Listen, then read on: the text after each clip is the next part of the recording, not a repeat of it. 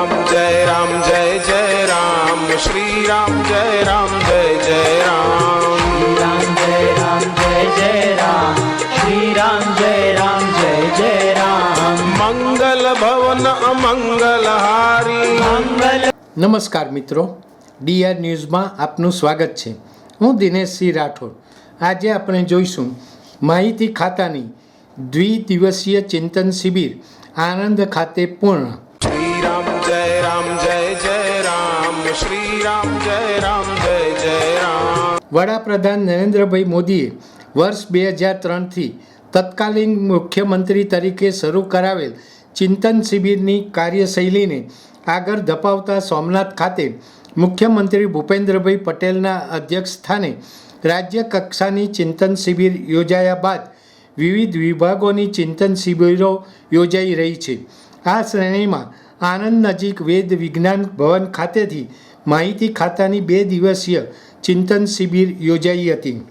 માહિતી ખાતાની કામગીરી સાથે સંકળાયેલા રાજ્યભરના 80થી વધુ વર્ગ 1-2ના અધિકારીઓ આ 2 દિવસીય ચિંતન શિબિરમાં જન કલ્યાણકારી યોજનાઓને વધુ અસરકારક રીતે છેવાડાના માનવીઓ સુધી પહોંચાડવા સંદર્ભે પ્રત્યાયન માધ્યમોના બદલાતા જતા પ્રવાહો અને ટેકનોલોજીના ઉપયોગ અને પડકારો બાબતે મનોમંથન કરેલ. શિબિરના શુભારંભ અવસરે ઉપસ્થિત અધિકારીઓને સંબોધતા માહિતી અને પ્રસારણ વિભાગના સચિવ અવંતિકા સિંઘે જણાવ્યું હતું કે સમયની સાથે માધ્યમોમાં અને લોકોના વાંચન અને રસરૂચિમાં પણ મોટા પાયે પરિવર્તન અને બદલાવ આવ્યો છે. તેઓએ માહિતી અધિકારીઓને પ્રેરણા આપતા કહ્યું કે લોકોના રસ અને તેમની જરૂરિયાતોને પારખીને રાજ્ય સરકારની કલ્યાણકારી યોજનાઓની માહિતી જન જન સુધી પહોંચે તે માટે ટીમ માહિતી સુસજ્જ છે. તેઓએ સર્જનાત્મક લખાણ, સતત સક્રિયતા, કોમ્યુનિકેશનના બદલાતા પ્રવાહો, સોશિયલ મીડિયા અને પ્રચાર માધ્યમોનો રાજ્ય સરકાર દ્વારા અમલમાં મૂકવામાં આવતી જન કલ્યાણકારી યોજનાઓના પ્રચારમાં કઈ રીતે તાલમેલ સાધી શકાય તે અંગે અભ્યાસુ દ્રષ્ટાંતો આપીને સૌને માર્ગદર્શન આપ્યું હતું.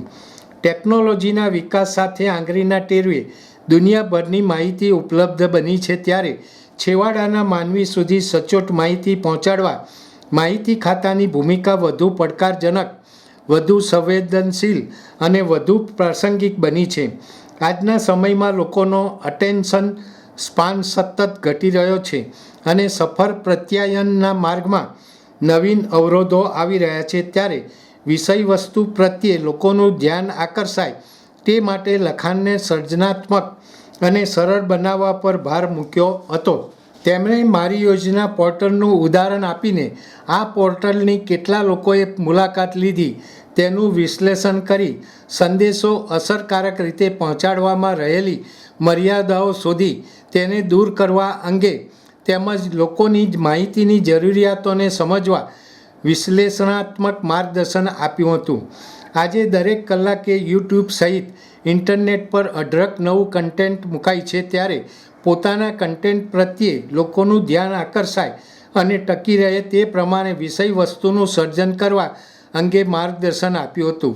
માહિતી ખાતાની ચિંતન શિબિરના આયોજન અંગે હર્ષની લાગણી વ્યક્ત કરતા માહિતી નિયામક કે.એલ. બચ્ચાણીએ કહ્યું કે ગુજરાતના પ્રશાસનમાં વર્ષ 2003થી શરૂ થયેલ ચિંતન શિબિરના આયોજનોથી સરકારની નાગરિક સેવાઓની ગુણવત્તામાં વધારો કરવાના લોકાભિમુખ અભિગમને નવું બળ મળ્યું છે. તેના મૂળમાં શિબિરનું ચિંતન, નિષ્કર્ષ, ગ્રુપ ચર્ચા અને તેની જાહેર નીતિઓમાં અમલવારી છે. માહિતી ખાતાની કામગીરીના પરિપ્રેક્ષમાં માહિતી નિયામકે ઉમેર્યું કે સરકારની યોજનાઓ અને કામગીરી લોકો સુધી પહોંચાડવાના સંદર્ભમાં માહિતી ખાતું સરકાર અને લોકો વચ્ચેની કડીરૂપ છે, ત્યારે માહિતી ખાતાની આ 2 દિવસીય શિબિરનો નિચોડ, નિષ્કર્ષ અને થનાર સમીક્ષા ખાતાની કાર્ય પદ્ધતિને ગતિશીલ બનાવવાની સાથે કામગીરીના સંદર્ભમાં મજબૂત કરશે.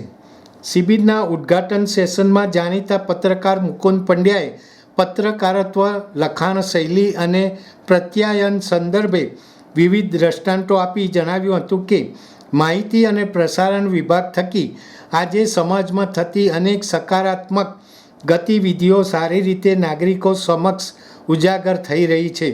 જાણીતા લેખક તથા કવિ વિનોદ જોશીએ ઉપસ્થિત અધિકારીઓ સાથે મોર્નિંગ સેશનમાં ભાષા અને લેખન વિશે વાત કરતાં જણાવ્યું હતું કે ભાષાના ઉપયોગ વખતે શબ્દના અર્થ બાબતે જ્ઞાન હોવું ખૂબ જ મહત્ત્વપૂર્ણ છે.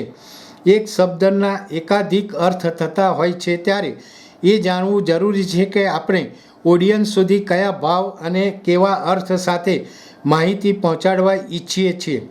ત્રીજા સત્રમાં પેનલ ડિસ્કશનના પહેલા વક્તા ચિત્રલેખાના web portal editor Ketan Trivedi હતા, બીજા વક્તા બૈજુ ગોવિંદ હતા અને ત્રીજા વક્તા દર્શન ત્રિવેદી હતા. આ તકે અધિક માહિતી નિયામક અરવિંદ પટેલ, આર્ટ ઓફ લિવિંગના ગુજરાત આશ્રમના એડમિનિસ્ટ્રેટર હરિહરાજી, એપેક્સ મેમ્બર નીતિનભાઈ સિદ્ધપુરાજી, સંયુક્ત માહિતી નિયામકો, નાયબ માહિતી નિયામકો, સહાયક માહિતી નિયામકો ઉપસ્થિત રહ્યા હતા. આ શિબિરના વિવિધ કાર્યક્રમોનું સંચાલન ઉમંગ બારોટ, વિવેક ગોહિલ અને સુશ્રી રુચા રાવલે નાટ્યાત્મક પ્રસ્તુતિ દ્વારા કર્યું હતું. દર્શક મિત્રો, આવા વધુ સમાચારો માટે જોતા રહો DR ન્યૂઝ. નમસ્કાર. श्री राम जय जय राम, श्री राम जय जय